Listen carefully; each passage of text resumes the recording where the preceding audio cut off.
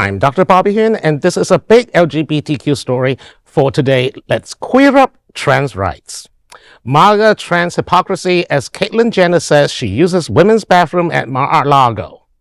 Caitlyn Jenner, a transgender Trump supporter, reveals this week a contradiction in the GOP stance on transgender bathroom usage.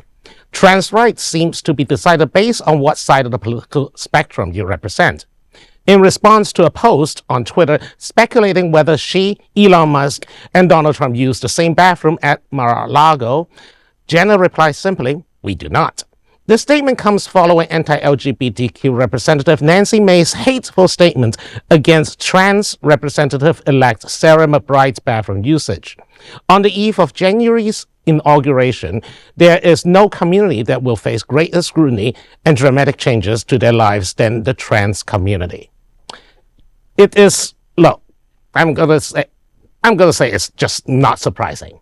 Of course, Caitlyn Jenner is going to lean on her privilege, her wealth, her privilege, her celebrity in order to elbow her way into a women's bathroom, even if there is an anti-trans bathroom bill, or a bathroom ban. Yeah. The thing is, as the more I consider about this kind of panic bans all over the country, and the incidents of anti-trans hate that follows this ban, it comes to me to the following. One, a lot of the attacks on perceived trans people are not actually trans people.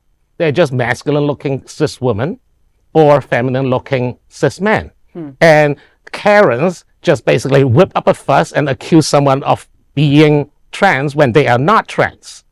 And secondly, I know plenty of trans masked men and a lot of trans women, and I dare you to tell them apart next to a cis counterpart. No, and you can't. Listen, they don't want any trans women using the women's bathroom, except. Okay, that's it, right? Except if you are part of our crew, if you're giving us money, if you have money yourself, except. That's it. It's for everyone that's basically not opposing them. And this isn't even new. I worked for a man named David Brock, who famously is the gay man that wrote the book Blinded by the Right, because he used to hang out with Matt Drudge and Ann Coulter and part of that whole political world in D.C. And he and Drudge are gay. They were very much accepted within the Republican circle as long as they were doing the Republicans' dirty work.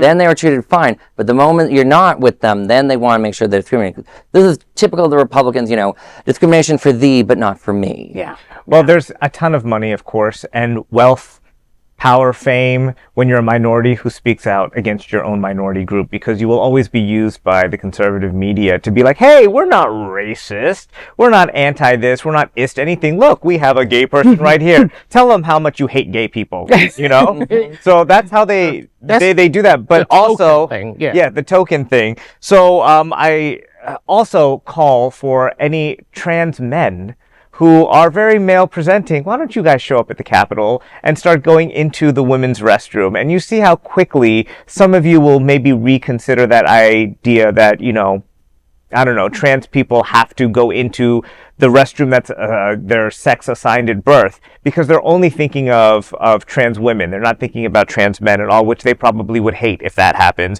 And I do want to read a quote from AOC, Alexandria Ocasio-Cortez, who said, "Women know that men don't scheme to dress like girls to assault them. They do it every day in broad daylight, and the ones in power protect each other's to keep it quiet. Just ask the House Ethics Committee or the President-elect of the United States." Thank you, AOC. Thank you, AOC.